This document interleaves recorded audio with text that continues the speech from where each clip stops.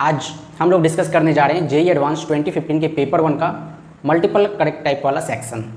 इस पेपर में total 10 question आए थे एमसीक्यू मल्टीपल करेक्ट वाले। तो इसमें आपको करेक्ट के 4 मार्क्स और नेगेटिव मार्किंग भी होती है, पार्शियल मार्किंग भी होती है, depends on the paper. Instruction जरूर पढ़ा कीजिएगा। तो आइए क्वेश्चन करते हैं। 3 क्वेश्चन मैंने बोर्ड पर लिख रखा है। क्वेश्चन नंबर 3 से स्टार्ट करते हैं। Planes P1 y equal 0, P2 x plus z equal 1, दो प्लेन गिवन है। P3 passes through intersection of P1 and P2, यानी P3 जो हो जाएगा P1 या P2 प्लस लैम्डा P1, है ना। ये ज़्यादा ईजी है करना क्योंकि सिर्फ लैम्डा वाई लेना होगा हमें। तो what I get x plus z minus 1 plus lambda y equal 0। और अच्छे से लिख दें तो x plus lambda y plus z minus 1 equal 0। अभी आगे क्या कह रहा है आपसे, if the distance of 0 1 0, distance of 0 1 0 from P3 is 1। उस पॉइंट का P3 जो प्लेन है इससे डिस्टेंस 1 है, यानी डिस्टेंस फॉर्मूला 0 1 0 यहाँ आप रख दो, 0 plus lambda plus 0 minus 1 upon under root इनके मैग्नीट्यूड का square 1 square plus lambda square plus 1 square. दोनों साइड स्क्वायर कर देते हैं तो हमें मिलेगा lambda square plus 2 equal lambda minus 1 का whole square. Lambda square plus 2 equal lambda square minus 2 lambda plus 1। Okay, lambda square cancelled out and we get lambda equal minus 1/2। Lambda हमें मिल गया, यानी हमें इक्वेशन मिल गई x minus y by 2 plus z minus 1 equal 0, that implies 2x minus Y plus 2z minus 1 equal 0। This is the P3। आगे कह रहा है distance of alpha beta gamma is 2, उसी P3 से, ये शायद मैंने मिस कर दिया, distance of alpha beta gamma from P3। चलिए याद रखिएगा P3 से 2 है, तो 2 equal mod of alpha beta gamma रख दो आप, 2 alpha minus beta plus 2 gamma minus 1 upon under root 2 square plus 1 square plus 2 square, 4 plus 1 5 plus 4 9 का रूट 3। अब मॉड हटाते हैं ना तो प्लस माइनस आता है, तो हमारे पास क्या सिचुएशन आ गई, ये माइनस 2 हो जाएगा, सॉरी। हमारे पास सिचुएशन है 2 alpha minus beta plus 2 gamma minus 2 equal plus minus 6। अब मैं प्लस साइन लूँगा एक बार, तो minus 2 minus 6 minus 8, option D correct. Minus लूँगा तो माइनस 6 इधर आके plus 6, minus 2 plus 6 4, option B is correct. So the options B and D are correct for this question. तो काफ़ी सिंपल था फैमिली ऑफ प्लेन्स पे। चलिए दूसरा क्वेश्चन जो है वो डिटर्मिनेंट का है। एक रिलेशन गिवन है और हमें अल्फा की वैल्यू फाइंड करनी है, ठीक है। तो डिटर्मिनेंट इवेलुएट करके हमें अल्फा में रिलेशन फाइंड करना है, फिर उससे हमें अल्फा मिलेगा। वेल स्टार्ट करते हैं। हम जो ऑपरेशन यूज करेंगे स्टार्टिंग में R2 minus R1 and R3 minus R1, ठीक है। तो मुझे क्या मिल जाएगा ये करके, 1 प्लस अल्फा का होल स्क्वायर 1 प्लस 2 अल्फा का whole square, R1 is as it is R2 minus R1, ठीक है। इसका स्क्वायर करके इसको सॉल्व करना है हमें। तो A square minus B square is A minus B करेंगे तो 2 माइनस 1 1 बचा, इंटू ए प्लस बी यानी 3 plus 2 alpha. Similarly here A minus B is again 1, A plus B is 3 plus 4 alpha, again 1 and into A plus B is 3 plus 6 alpha. Now R3 minus R1, 3 minus 1 2, add करने पे आ गया आपका 4 plus 2 alpha, 4 plus 2 alpha, 3 minus 1 2, 4 plus 4 alpha, 3 minus 1 2 and add करने पे 4 plus 6 alpha, ठीक है। इस 2 को मैं इधर कॉमन ले लूँ, इस 2 को कॉमन ले लिया, माइनस 6 48 अल्फा है, तो 2 से कैंसिल हो गया 324। आगे हम क्या कर सकते हैं, इन दोनों को माइनस कर सकते हैं, अल्फा की टर्म कैंसिल हो जाएगी, यही कर दें हम। 4 प्लस 2 अल्फा हम लोग R2 माइनस R3 करेंगे, इसके बाद R3 माइनस R2, यही कर रहा हूँ मैं इसी स्टेप में, R3 माइनस R2। तो क्या होगा 4 प्लस 2 अल्फा, तो 2 अल्फा कैंसिल, 4 माइनस 3 1, यहाँ 4 alpha cancel, this is also 1, 6 alpha cancel, this is also 1 equal minus 24 alpha है। अब 3 1 मिल गया तो हम 2 0 बनाएंगे, कैसे, C2 minus C1 and C3 minus C1 से।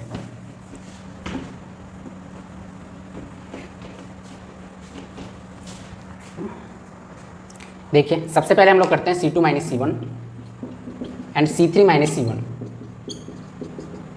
तो इन दोनों को माइनस किया, वही A square minus B square से।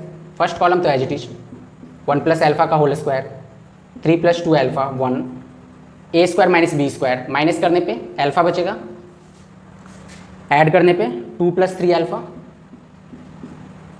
इन दोनों को माइनस किया तो 2 एल्फा और 1 माइनस 1 0, इन दोनों को माइनस किया C3 माइनस C1, ए माइनस बी से आपको 2 एल्फा मिलेगा, ए प्लस बी से 2 प्लस 4 एल्फा, ओके। इससे इसको माइनस करने पे आपको 4 एल्फा मिला और यहाँ 0। This is equal to minus 324 alpha. ठीक है, काफ़ी ईजी हो गया ये क्वेश्चन, क्योंकि 2 0 मिलते ही काफ़ी ईजी हो जाता है ना। अब डिटर्मिनेंट हम चाहे तो इवेलुएट कर सकते हैं, लेकिन थोड़ा और सिंप्लीफाई कर देते हैं। जैसे इससे अल्फा कॉमन आ रहा है, इससे 2 अल्फा कॉमन आ रहा है, सेकेंड कॉलम और थर्ड कॉलम से। तो फर्स्ट से 2 अल्फा, फर्स्ट से अल्फा, सेकेंड कॉलम से अल्फा, थर्ड कॉलम से 2 अल्फा। तो ये हो गया 1 प्लस अल्फा का whole square 3 plus 2 alpha 1, alpha common ले चुके हैं हम, 2 प्लस 3 अल्फा 2, इससे 2 अल्फा ले लिया तो 2 plus 4 alpha 2 0, and this is equal to minus 324 alpha. देखो अल्फा इक्वल 0 ऑप्शन में दिया नहीं है, तो मैं अल्फा से इस अल्फा को काट देते हैं और 2 से कट कर दिया तो 162। अब मैं इसको थर्ड रो के अलॉन्ग एक्सपेंड कर देता हूँ, तो मुझे मिलेगा this into this minus this into this. ये एक अल्फा बाहर है, 4 plus 6 alpha minus 4 minus 8 alpha equal minus 162। 4 से 4 कैंसिल हो गया, 6 alpha minus 8 alpha minus 2 alpha into alpha, minus 2 alpha square equal minus 162, alpha square equal 81, that means alpha equal plus minus 9। So the options B and C are correct. Well, तो first question matrix का है। देखिए question को read कर रहे हैं हम। X and Y be 2 3 into 3 non zero skew symmetric matrix and Z is 3 into 3 non zero symmetric matrix. फिर आपको कुछ ऑप्शंस गिवन है और इसमें से पहचानना है कौन से इसमें स्क्यू सिमेट्रिक है। तो अगर एक्स और वाई स्क्यू सिमेट्रिक है, that means X dash equal minus X, dash का मतलब ट्रांसपोज है, Y dash equal minus Y, Z यहाँ पे आपका सिमेट्रिक है, दैट मीन्स जेड का ट्रांसपोज जेड होगा। अब इनमें स्क्यू वही होगा, वही मैट्रिक्स से स्क्यू होगा जिसका ट्रांसपोज इसके नेगेटिव की इक्वल हो। तो इसका ट्रांसपोज करेंगे। प्रोडक्ट में आप लोग ट्रांसपोज जानते हो कैसे होता है, ए बी का transpose is B transpose A transpose, और पावर हो जैसे कहीं पे ए क्यूब का ट्रांसपोज है या ए ट्रांसपोज का cube, both are same thing. ठीक है, तो मैं इसका ट्रांसपोज निकाल रहा हूँ इस पूरे का। डैश का मतलब ट्रांसपोज होता है, तो इसका अलग इसका अलग इसका अलग करेंगे, तो पहले इसका फिर इसका, है ना। ए बी का ट्रांसपोज इज ए बी, फिर मैं जेड की पावर 4 है तो जेड डैश की पावर 4 लिख देता हूँ, इंटू वाई डैश की पावर 3 माइनस इसमें उल्टा वाई डैश की पावर 3 इंटू जेड डैश की पावर 4। इवन वैसे भी जेड आपका सिमेट्रिक है तो जेड डैश जेड हो गया, तो जेड की power 4। Y dash cube symmetric है तो Y dash equal minus Y, तो माइनस वाई का cube minus Y cube, Y dash equal minus Y तो minus minus plus Y cube, और जेड डैश जेड है तो जेड की पावर 4। देखो सेम आ गया है, वाई क्यूब जेड 4 प्लस में minus Z 4 Y cube plus में, तो ये आपका स्क्यू नहीं हुआ, ये आपका सिमेट्रिक हुआ, hence this option is wrong. अब जब इवन पावर होता है ना तो स्क्यू भी सिमेट्रिक ही बन जाता है, तो इवन पावर है दोनों पे, तो ये तो वैसे ही गलत हो गया। Well, option C x4 Z cube, इसका ट्रांसपोज कर रहे हैं हम लोग, यानी जेड क्यूब का ट्रांसपोज जेड ट्रांसपोज का क्यूब इंटू एक्स ट्रांसपोज की पावर 4 माइनस एक्स ट्रांसपोज की पावर 4 इंटू जेड ट्रांसपोज की पावर क्यूब। अब जेड हमारा सिमेट्रिक था तो जेड डैश जेड हो गया जेड क्यूब, एक्स स्क्यू था तो माइनस एक्स की पावर 4 प्लस ही एक्स रहेगा, या अगेन एक्स की power 4 Z cube, minus common लेंगे तो ये प्लस हो जाएगा x4 Z cube minus Z cube x4, उसका नेगेटिव आ गया, that means this is skew. अब वो तो बहुत ईजी है, इसका ट्रांसपोज यहीं कर देता हूँ। एक्स स्क्यू था तो x की पावर 23 का ट्रांसपोज माइनस एक्स की पावर 23, ऑड पावर है तो माइनस साइन बाहर आएगा, फिर माइनस कॉमन ले लोगे तो इसका नेगेटिव आ गया, so option D is also skew symmetric. C and D are correct, A and B are wrong. Okay, चलिए क्वेश्चन नंबर 6 करते हैं अब हम लोग।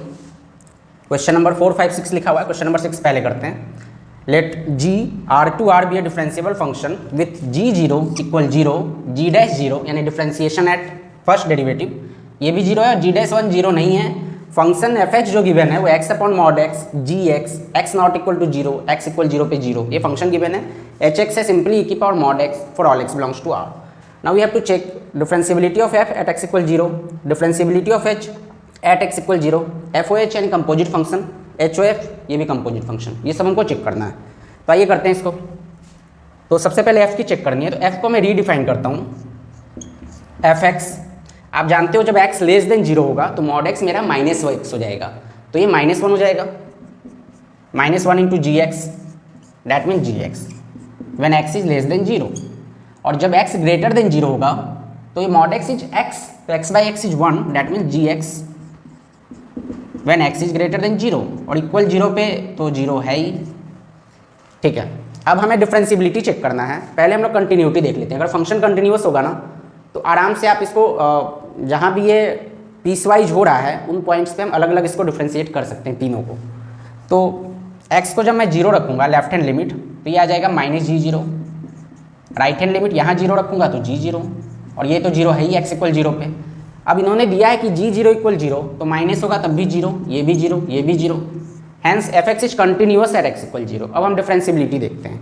कंटिन्यूटी पता चल गई तो F dash x direct differentiate कीजिए इसको, -g dash x is left hand derivative and g dash x is right hand derivative. Now put x equal zero in both, it will give you -g dash zero, this will give g dash zero and g dash 0 is 0, that means this is also 0, this is also 0, both are equal, hence fx is differentiable at x equal 0 is correct, option A is correct. Now we will check option B, h is differentiable at x equal 0 or not. hx is e की power mod x, ठीक है, e की power mod x है, इसको यहीं कर लेते हैं। e की पावर mod x है तो कंटिन्यूअस तो होता ही है mod x, इसको आप ये कर सकते हो, है ना, e की पावर फंक्शन है कंटिन्यूअस होगा ही। मॉड एक्स को हम प्लस माइनस एक्स लिखते हैं जब X greater equal zero, X less than equal to zero, X less than zero हो। अब डेरिवेटिव अलग अलग निकाल देते हैं तो H dash X equal E की पावर एक्स माइनस ई की power minus X, X greater equal zero, X less than zero. इसमें जीरो रखा, राइट हैंड डेरिवेटिव इज 1, यहाँ जीरो रखा -1, तो लेफ्ट हैंड डेरिवेटिव और राइट हैंड डेरिवेटिव डिफरेंट आ रहा है, hence function h is not differentiable at x equal zero. Now we have to see composite function f of h, यानी function f में x की जगह h रखना है। Function f को मैंने यहाँ रीडिफाइन किया है तो हम यहाँ रख के देख लेते हैं, ठीक है। तो अब एक चीज़ और देखो, आप जब x की जगह h रखोगे तो यहाँ x लेस देन जीरो था, अब hx लेस देन जीरो होना चाहिए। यहाँ x ग्रेटर देन जीरो है तो hx ग्रेटर देन जीरो होना चाहिए, x इक्वल जीरो है तो hx इक्वल जीरो होना चाहिए। But hx is exponential function, it can not be zero ever, it can not be negative, so only this case will be considered, क्योंकि hx is greater than zero is only possible case, less than zero होगा नहीं, equal zero होगा नहीं। तो जो आपका f of h है this will be equal to g of x की जगह h, और h है मेरा e की पावर मॉड x, ओके। अब इसको हम ब्रेक कर सकते हैं, जब आपका x लेस देन जीरो है तो ये e की पावर माइनस एक्स हो जाएगा, और जब आपका x ग्रेटर देन जीरो है तो ये प्लस एक्स हो जाएगा। फंक्शन कंटिन्यूअस है, चेक भी नहीं करना हमको। h आपका कंटिन्यूअस फंक्शन एक्सपोनेंशियल फंक्शन है, f आपका कंटिन्यूअस है, हमने देखा ऑप्शन ए में, तो इनका कंपोजिशन भी कंटिन्यूअस होगा, यानी we can directly differentiate this. So f dash h is what, g dash of e की power minus x into minus of e की power minus x, it is g dash e की power x into e की power x, है ना, x less than zero, x greater than zero.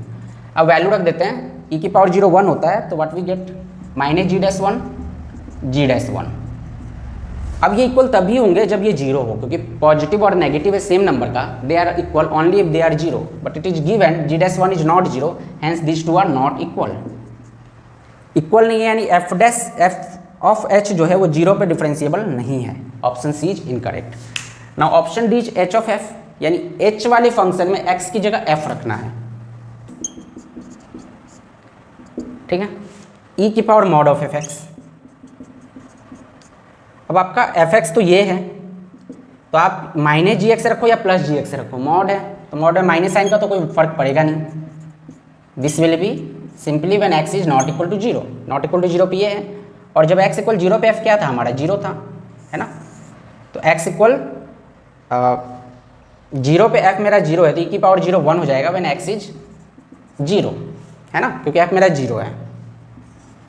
अब हमें check करना है इसकी डिफरेंशिएबिलिटी, तो इसके लिए हमें क्या करना होगा, फर्स्ट प्रिंसिपल का ही सहारा लेना होगा। gx के बारे में कोई नॉलेज नहीं है हमें, तो आइए करते हैं। या फर्स्ट प्रिंसिपल नहीं तो आप डायरेक्ट देख सकते हो, कंटिन्यूअस फंक्शन तो ही, again f is continuous from option A, h continuous है ही, तो कंपोजिट फंक्शन कंटिन्यूअस होगा तो हम इसको डायरेक्ट डिफरेंशिएट कर लेते हैं। क्या इसका डेरिवेटिव एग्जिस्ट करता है, क्योंकि LHD और RHD सेम फंक्शन है, तो इसका डेरिवेटिव आ जाएगा e की पावर का तो e की पावर, और फिर आपको d/dx मॉड ऑफ gx करना है, यानी अगर ये एग्जिस्ट करेगा तो ये भी एग्जिस्ट कर जाएगा पूरा डेरिवेटिव, ये तो कर ही रहा है, और अगर ये एग्जिस्ट कर जाएगा तो पूरा h' आपका एग्जिस्ट कर जाएगा।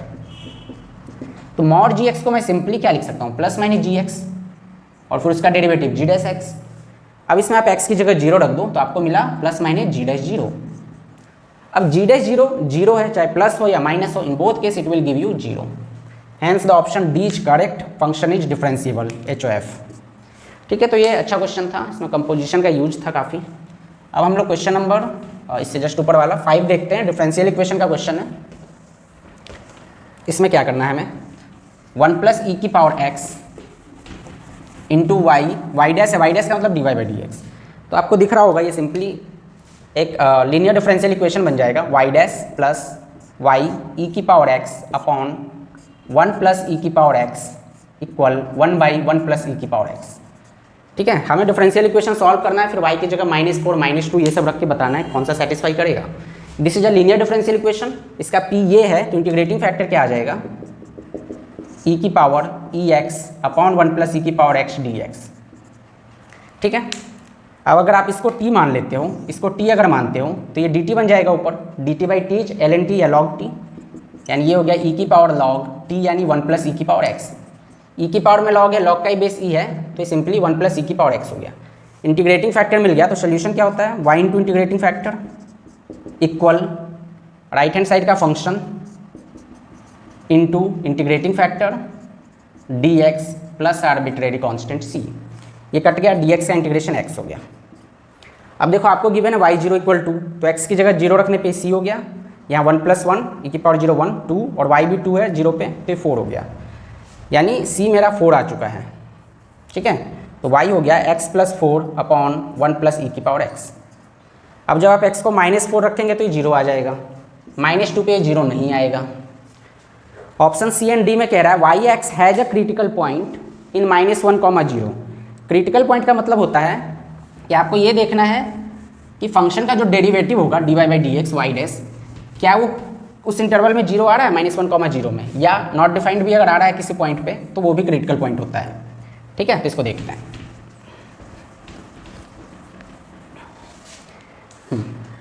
ओके, वाई भी मिटा दिया मैंने। y हमारा आया था x + 4 अपॉन 1 प्लस ई की पावर x, तो y डैश हो जाएगा 1 प्लस ई की पावर x माइनस x + 4 ई की power x upon 1 plus E की पावर x का होल स्क्वायर। डिनोमिनेटर तो 0 होने से रहा, यानी कि नॉट डिफाइंड तो आएगा नहीं कभी ये, लेकिन क्या इक्वल 0 आ सकता है इन दैट इंटरवल। इसको सॉल्व करके x की वैल्यू निकालना बहुत डिफिकल्ट है। हम ये कर सकते हैं कि ये चेक कर सकते हैं कि वहाँ पे कोई रूट एग्जिस्ट कर रहा है या नहीं वाई डैश का। तो जब भी कोई फंक्शन गिवन हो a to b इंटरवल में डिफाइंड हो, अगर fa और fb यानी एक्सट्रीम पॉइंट्स पे फंक्शन की वैल्यू का प्रोडक्ट अगर नेगेटिव आता है, यानी अगर वो दोनों अपोजिट साइन के होते हैं, तो कम से कम there will exist at least 1 root. तो हम पहले इसमें 0 रख देते हैं, तो हमें मिलेगा y डैश 0, x को 0 रखने पे हो गया 1 + 1 2, 0 + 4 ये 4 हो गया, नीचे तो पॉजिटिव ही है तो हमें -2 कुल मिला के नेगेटिव मिला। अब मैं जब 1 रखूँगा तो -1 रखना है, -1, 0, तो 1/e हो जाएगा e की पावर -e, और ये -1 + 4 3/e अपॉन पॉजिटिव, ये आ रहा है 1 - 2/e अपॉन पॉजिटिव। ये तो 1 से छोटा ही होता है, 1/e 0.37 अप्रॉक्स, 2/e 0.74 अप्रॉक्स, तो ग्रेटर देन 0 आ गया। इन दोनों का साइन अपोजिट है, hence there will exist at least 1 root. So the option C is correct and option T is incorrect. No critical point वाला केस गलत हो गया। क्वेश्चन ये देखते हैं हम लोग, ट्राइंगल पी क्यू आर में वेक्टर ए क्यू आर है, वेक्टर बी आर पी है, वेक्टर सी पी क्यू है। तो हम लोग पहले ट्राइंगल बना लेते हैं P Q R. P Q R vector A क्या है, Q R, this is vector है, डायरेक्शन का बहुत विशेष ध्यान रखना है हमें। आर पी यानी vector B and vector C is P Q, this is vector C. अब देखो a plus B equal minus C होगा, क्यों? क्योंकि a plus B equal Q P होगा, है ना, लॉ ऑफ ट्राइंगल। लेकिन ये पी क्यू सी है तो क्यू पी माइनस सी होगा। हमें बी डॉट सी गिवन है तो हम सी को इधर ले आते हैं, b plus C equal minus A. Now we will square both side, तो मॉड बी का स्क्वायर प्लस मॉड सी का square plus 2 vector B dot vector C equal mod A का स्क्वायर। ओके, हमें मॉड बी गिवन है, mod C नहीं given है। Mod B is 4√3, इसका square 48 हो जाएगा। Mod C square is not given. B dot C is 24 into 2 again 48। Mod A is 12 का square 144, तो 48 प्लस 48 96। तो मॉड सी स्क्वायर आपका 48 आ जाएगा। ठीक है, इसको याद रखेंगे। ऑप्शन चेक कीजिए, mod C square by 2 minus A, mod C square 48 है, 48 बाई 2 24 माइनस मॉड ए 12 है, 24 माइनस 12 is 12 correct, 24 plus 12 is 30 wrong. Well, A cross B plus C cross A find करना है, उसका मॉडुलस। ए क्रॉस बी चाहिए तो मैं इसको क्या करता हूँ, cross A cross B equal minus C है ना, इसको हम लोग मल्टीप्लाई कर देते हैं क्रॉस ऑफ सी से, इससे 0 हो जाएगा। तो हमें मिल गया ए क्रॉस सी। इसको तो हटा देते हैं बीच वाले पोर्शन को, मॉड सी स्क्वायर रहने देते हैं, काम आएगा कहीं ना कहीं। हमें क्या मिला, A cross C plus B cross C equal 0। तो B cross C equal minus A cross C and minus A cross C C cross A. अब बी से इसी को क्रॉस, ये तो आप समझ गए हो। ऐसे हम लोग बी से अगर क्रॉस निकालें, ठीक है, तो क्या आ जाएगा, A cross B, B cross B 0 and minus C cross B B cross C. तो इसमें ए क्रॉस बी चाहिए था, वो भी सी क्रॉस ए है। हाँ, सी क्रॉस ए जो है वो बी क्रॉस सी है और ए क्रॉस बी जो है बी क्रॉस सी, यानी तीनों एक दूसरे के इक्वल हैं। हम सबको लिख सकते हैं, इसको बी क्रॉस सी, इसको बी क्रॉस सी। तो ऑप्शन सी जो आपका बन गया वो twice of B cross C. और बी क्रॉस सी क्या होता है, mod B mod C sine theta. तो थीटा कैसे निकलेगा, हमें बी डॉट सी गिवन है, B dot C is what, mod B mod C cos theta and mod B is given as 4√3। ये इसका भी मॉड सी निकालोगे ना तो ये भी 4√3 आ जाएगा इंटू 4√3 कॉस थीटा। 48 हो गया तो थीटा आपका 60 डिग्री आ गया। अब ध्यान से देखना है हमें थीटा आखिर है क्या चीज़, बी और सी के बीच का एंगल। सी तो इधर की ओर जा रहा है, बी आगे एक्सटेंड कर दिया इसको, यानी this angle is 60, so this angle is 120। खैर मुझे बी और सी के बीच का एंगल चाहिए था, ट्राइंगल में जाने की ज़रूरत ही नहीं है, साइन 60 कर देते हैं।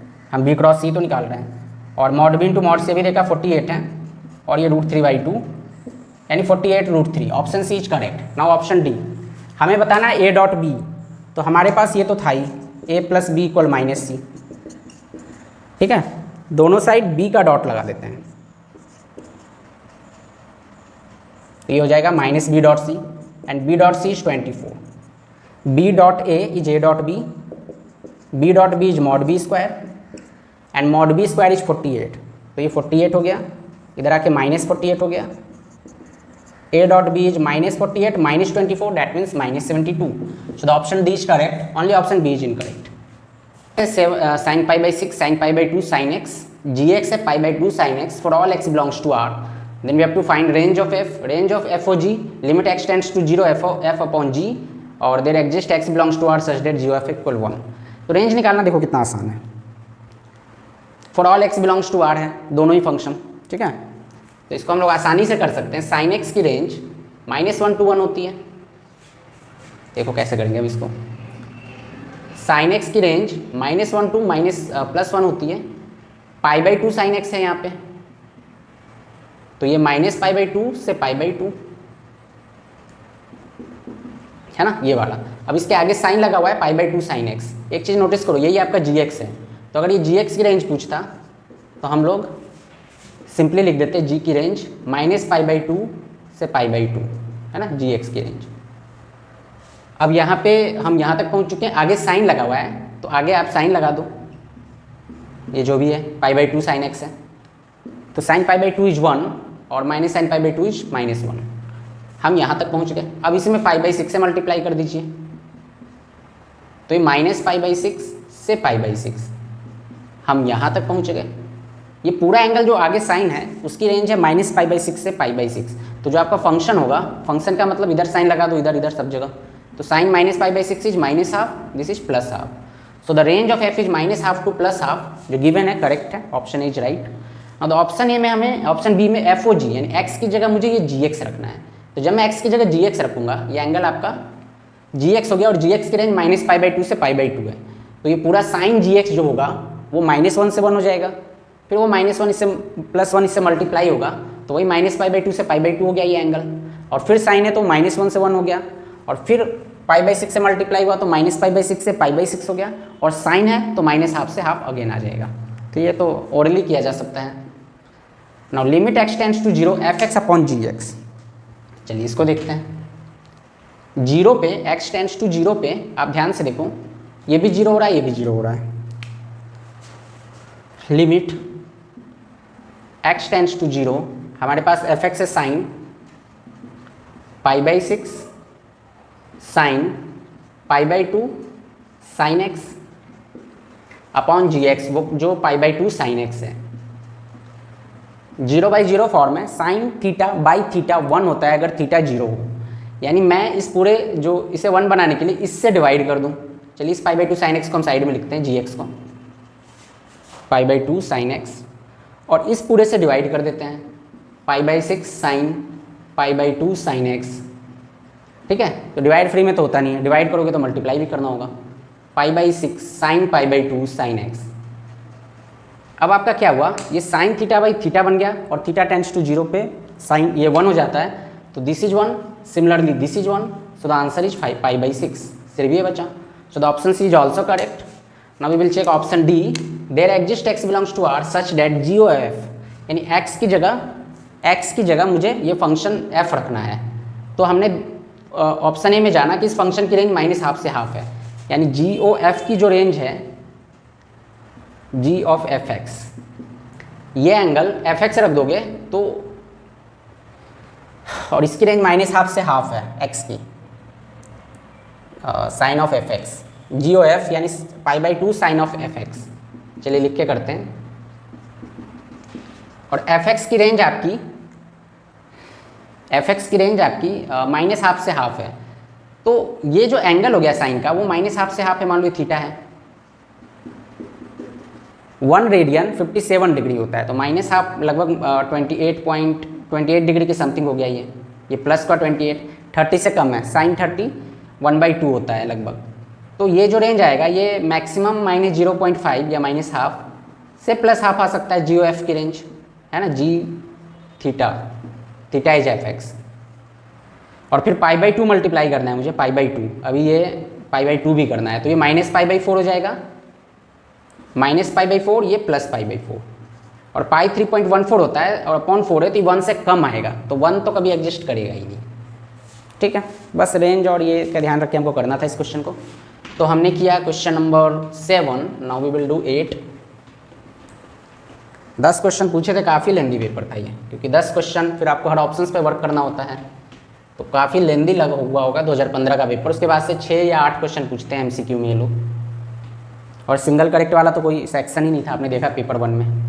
चलिए, let P and Q be distinct points on parabola y² = 2x। Parabola की इक्वेशन y² = 4ax होती है, यहाँ 2x है, डैट मीन्स a आपका ½ है, और हम पैराबोला पे जो पॉइंट लेते हैं ना वो 80² 280 लेते हैं। ऐसा कोई पैराबोला है, p और q 2 पॉइंट लेना है मुझे, तो 80² 280 लेते हैं हम लोग। a हमारा ½ है, तो ½ t की जगह यहाँ t1 ले लो, और 280 यानी 2 × ½ ये हो जाएगा। सिमिलरली q ½ t2² मान लो इसको, 2t2। अभी कह रहा है जो pq है ना, such that a circle with pq as diameter passes through vertex o of the parabola. तो एक सिचुएशन कंसीडर करो आप, ऐसा ये pq इसका डायमीटर है और o से पास हो रहा है, o वर्टेक्स है, ओरिजिन। अब जानते हो angle of semicircle is 90 degree, that mean this two are perpendicular, hence product of slope of OP and OQ is -1। तो स्लोप निकाल लें OP का और OQ का, ये तो 0 0 ही है। तो slope of OP is simply T1 by this, यानी 2 by T1। Similarly slope of OQ is 2 by T2 and this is equal to -1। तो हमें रिलेशन मिल गया T1 T2 equal -4। Well triangle OPQ is 3√2, origin 0 0, ये triangle given है। Triangle का area हम लोग कैसे डिटर्मिनेंट मेथड से निकाल सकते हैं, हाफ O वाला वर्टेक्स 0 0 1, P का half T1 square T1 1, half T2 square T2 1 and this is equal to 3√2। Plus minus हो जाएगा क्योंकि मॉडुलस होता है एरिया का, तो मॉडुलस हटाया मैंने, ये हाफ कॉमन ले लूँ मैं यहीं से, तो हाफ इंटू हाफ 1/4, 4 उधर मल्टीप्लाई हो जाएगा तो ये 12√2 हो गया। ठीक है, अब इसको सॉल्व करते हैं फर्स्ट रो के अलॉन्ग। तो T1 square T2 minus T2 square T1 is equal to 12√2। Plus minus है, देखो T1 T2 कॉमन आ जाएगा, तो ये आपका बना T1 minus T2 equal plus minus 12√2। Well T1 T2 is -4, तो उधर कैंसिल हो जाएगा, -4 हटाएंगे तो कैंसिल होके प्लस माइनस 3√2 हो गया या minus plus. T1 plus minus T2 आ गया, T1 इंटू T2 है तो T1 प्लस T2 का होल स्क्वायर है ना, इक्वल होता है T1 माइनस T2 का whole square plus 4 T1 T2। अब T1 माइनस T2 का स्क्वायर 9 2 जा 18 और प्लस 4 इंटू -4 -16 यानी 2, यानी इससे हमें मिल गया T1 plus T2 equal plus minus √2। अब ध्यान देना, T1 y कोऑर्डिनेट है, यहाँ T2 y कोऑर्डिनेट है, ये फर्स्ट क्वाड्रेंट में सेकंड क्वाड्रेंट में, दैट मीन्स T1 पॉजिटिव होगा T2 नेगेटिव होगा। ऐसा क्वेश्चन शायद गिवन भी था, मैंने लिखना मैं भूल गया हूँ। T1 के बारे में कुछ था कि P lies in first quadrant. ठीक है, खैर वो देख लेना। क्वेश्चन के PDF का लिंक आपको मिल जाएगा या JEE एडवांस की साइट से आपको पेपर मिल जाएगा, तो एग्जैक्ट क्वेश्चन आप पढ़ लेना, मैंने शॉर्टकट में लिखा है। तो आपके पास T1 माइनस T2 है, T1 प्लस T2 है।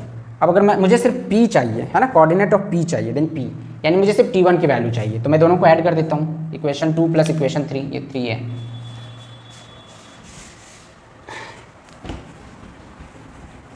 दोनों इक्वेशन को ऐड कर देंगे तो T2 कट जाएगा, 2T1 बराबर प्लस माइनस 3√2 प्लस माइनस 2√2। हमें T1 को पॉजिटिव लेना है, तो प्लस वाले से आ जाएगा 4√2, ये ग्रेटर है तो ये प्लस का ले लो या माइनस का ले लो तो √2। अब ऑप्शन में आप सब कुछ नहीं करना मुझे, T1 तो बाद में ही था, तो ऑप्शन वो A and D are correct, बाकी में T1 की वैल्यू वो आई नहीं है। Consider the family of circles whose centres lie on y equal x, centre y equal x पे है। If the family of circle is represented by py double dash plus qy dash plus 1 equal 0, pq are functions of x y and y dash, then p और q में कुछ relation है जो हमको find करना है। तो पहले अगर सेंटर y इक्वल x पे है तो सेंटर h कॉमा h हो जाएगा, रेडियस मान लो r है, तो इक्वेशन हम लिख सकते हैं x माइनस h का square plus y minus h का square equal r square. Differentiate कर देते हैं, 2 into x minus h plus 2 into y minus H, Y dash equal 0, 2 हटा दो, दो वेरिएबल है, दो कांस्टेंट है आर और एच, तो दो बार डिफ्रेंशिएशन होगा, तो ये हो जाएगा 1 plus Y minus H, Y dash का Y double dash plus Y dash को रखा इसका वाई डैश यानी वाई डैश का स्क्वायर। यहाँ से एच फाइंड कर लेंगे हम, क्या हो जाएगा y minus H y double dash और -1 माइनस वाई डैश का square, y double dash divide में आ गया। ठीक है, तो h हो जाएगा y plus this, what is h is y plus 1 plus Y dash का square upon Y double dash. अब हम इस h की वैल्यू को इसमें रखते हैं तो हमें डिफरेंशियल इक्वेशन मिल जाएगा। कैसे, h की जगह आप ये रख दो, तो x minus Y plus 1 plus Y dash का square upon Y double dash, यही है x माइनस एच, और y माइनस एच तो यही है, दिख ही रहा है हमें, यानी माइनस वाई डैश है, Y dash into this Y dash upon Y double dash into 1 plus Y dash का square equal 0। Y double dash LCM ले लेते हैं, तो X Y double dash minus y y double dash plus 1 plus Y dash का square minus Y dash का cube. ठीक है, बस सिंप्लीफाई करना है। अब वाई डबल डैश वाली टर्म कॉमन ले लो,